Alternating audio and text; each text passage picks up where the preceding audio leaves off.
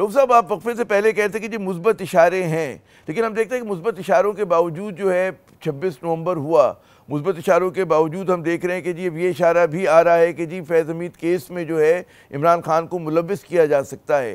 تو یہ کس قسم کے مثبت اشارے ہیں؟ لگ تو یہ رہا ہے کہ پی ٹی آئی پہ دباؤ بڑھ رہا ہے بجائے کم ہونے کے، اور جو آپ جس کنڈیوسو انوائرمنٹ کی بات کریں وہ تو کہیں نظر نہیں آ رہا.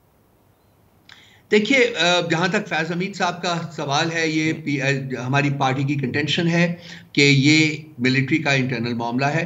وہ کیا کرتے ہیں کیا نہیں کرتے، ان کے اپنے لاز ہیں، ان کے اپنے قوانین ہیں، اس کے تحت انہوں نے فیصلے کرنے ہیں. وہ اگر کسی سٹیج کے اوپر، میں کل کسی اور پروگرام میں بیٹھا ہوا تھا اور یہی تقریباً سوال مجھ سے کیا گیا تھا، تو میں نے کہا جی کہ آپ کو پی ٹی آئی کے اوپر پریشر کیوں لگ رہا ہے؟ کیا یہ پریشر اگر جو اور فورسز ہیں جس کا ذکر کیا گیا ہے، تو کیا وہ forces P M L N نہیں ہو سکتی ہیں؟ کیا وہ پیپلز پارٹی نہیں ہو سکتی؟ کیا وہ ایم کیو ایم پی نہیں ہو سکتا؟ یہ کوئی اور پارٹی نہیں ہو سکتی؟ وائی از اٹ کہ جی صرف پی ٹی آئی کا نام لیا جاتا ہے؟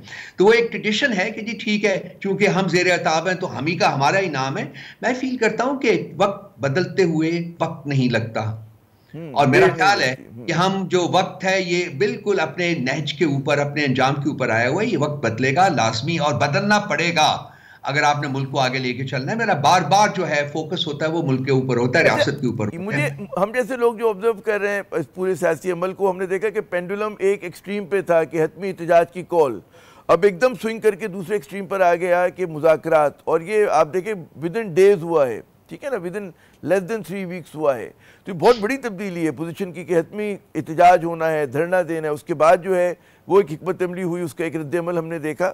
جی دیکھیے عامر صاحب، آپ کے پروگرام میں بھی اور بہت سارے اور پروگرامز میں نے ہمیشہ جو میری کنٹینشن رہی ہے وہ ڈائیلاگ کی رہی ہے. میں نے ہمیشہ کہا ہے کہ مذاکرات ہونے چاہیے، بات چیت کے ذریعے ہی ملک کے مسائل جو ہے وہ حل کیے جا سکتے ہیں، وہ دور کیے جا سکتے ہیں.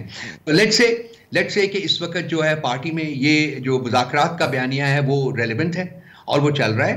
خان صاحب نے یہ نہیں کہا جی کہ مذاکرات انڈیفینیٹلی وقت تک، انڈیفینیٹ ٹائم تک جاری رہیں گے. انہوں نے کہا ہے جو کمیٹی بنائی ہے اس کو 14 دسمبر تک کا وقت دیا ہے کہ جی کہ آپ مذاکرات کر کے دیکھ لیجیے، اور اگر آپ کے پاس کوئی سبسٹینٹیو انپوٹ آتی ہے، پروپوزلز آتے ہیں، سجیشنز آتے ہیں، تو وہ ہم ڈسکس کر لیں گے اور دیکھیں گے کہ ان کو کیسے آگے جانا ہے، لے کے چلنا ہے. لیکن اگر مذاکرات ناکام ہوتی ہیں تو پھر 16 تاریخ کی انہوں نے ڈیڈ لائن نہیں ہوئی ہے، اور انہوں نے کہا ہے کہ 16 تاریخ سے ہم اپنی جو سول ڈس اوبیڈینس کی موومنٹ ہے اس کا آغاز کریں گے.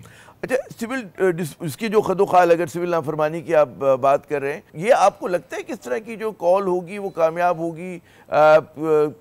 جو بھی ہم لوگوں نے اس کی، آپ لوگوں نے اس کی تفصیلات دی ہیں. دیکھیے یہ سول نافرمانی کی جو تحریک ہے اس کے خد و خال طے ہو رہے ہیں، اور یہ 14 تاریخ تک میرا خیال ہے کہ یہ فائنلائز ہو جائیں گے، جن کا اعلان ہم 15 تاریخ تک، سبجیکٹ ٹو دا کنڈیشن کہ مذاکرات میں کوئی پیش رفت نہیں ہوتی، تو پھر ہم 15 تاریخ کو اس کا اعلان کریں گے. کیا طریقہ واردات ہوگا؟ جی وہ مختلف فیسٹس ہوں گے. میرا خیال ہے کہ اس سٹیج کے اوپر ان کو ڈسکس کرنا پریمیچورڈ ہوگا.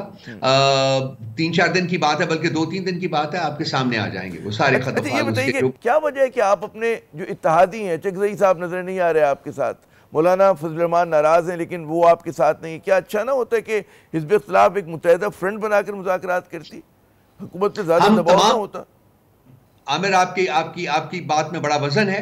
ہم ان تمام پولیٹیکل پارٹیز کے ساتھ ہم رابطے میں ہیں. ایک تو محمود خان چکزئی صاحب بالکل ہمارے ساتھ کھڑے ہوئے ہیں، وہ کہیں نہیں گئے، وہ ہمارے ساتھ کھڑے ہیں. جو ہمارا پلیٹ فارم ہے 5 پولیٹیکل پارٹیز کا وہ موجود ہے. اس کے علاوہ باقی جو اس پلیٹ فارم پہ موجود نہیں ہے ان کے ساتھ ہمارا کنٹینیوس رابطہ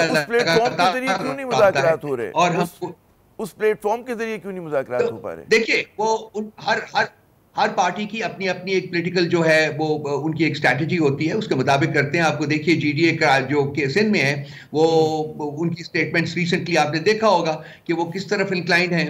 اسی طرح سے مولانا صاحب کے اپنے ایشوز ہیں اس وقت، لیکن ہم ان کے ساتھ رابطے میں ہیں، اور ہماری کوشش ہوگی کہ ایک لارجر پلیٹ فارم جو ہے وہ بنا دیا جائے، وہ کامیابی سے بنایا جائے، اور وہاں سے ہی اگر کوئی احتجاجی تحریک ہے اس کا آغاز جو ہے، اس کا لانچ جو ہے، ہم اسی ایک ایکسپینڈڈ پلیٹ فارم سے کریں تو وہ زیادہ بہتر ہوگا. اچھا، جو حکومت کے ساتھ آپ لوگ مذاکرات کر رہے ہیں اس میں آپ پیپلز پارٹی کو اس میز پہ دیکھ رہے ہیں؟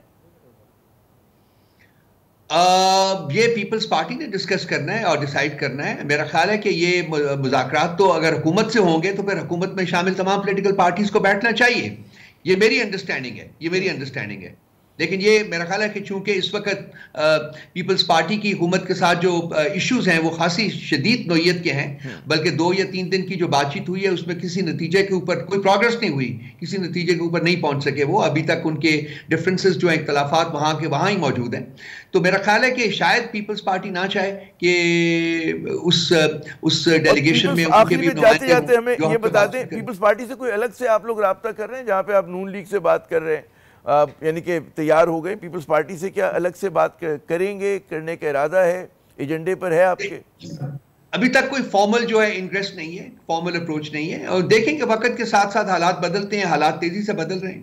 حالات تیزی سے بدل رہے ہیں۔ بہت بہت شکریہ روم حسن صاحب، آپ نے اپنا قیمتی وقت دیا۔ یقیناً مذاکرات کا ہونا ان حالات میں، جب ہم نے دیکھا اتنی سیاسی کہتے ہیں نا کہ ہلچل رہی، اتنی زیادہ کشیدگی رہی، وہ ایک بذات خود ایک مثبت قدم ہے، اور ذمہ داری ظاہر ہے انہی لوگوں کی ہوتی ہے کہ جن کے پاس کہتے ہیں نا اختیار بھی ہوتا ہے اور اقتدار بھی ہوتا ہے۔ حزب اختلاف کو یقیناً جو ہے کہ اچھا مثبت رویہ رکھنا چاہیے، لیکن زیادہ ذمہ داری جو ہوتی ہے at the end of the day حکومت کی ہوتی ہے۔ تو امید کرنی چاہیے کہ یہ مذاکرات جو ہیں جب بھی ہوں وہ کامیابی سے ہمکنار ہوں، اور جو پاکستان میں سیاسی عدم استحکام ہے اس کا خاتمہ ہو۔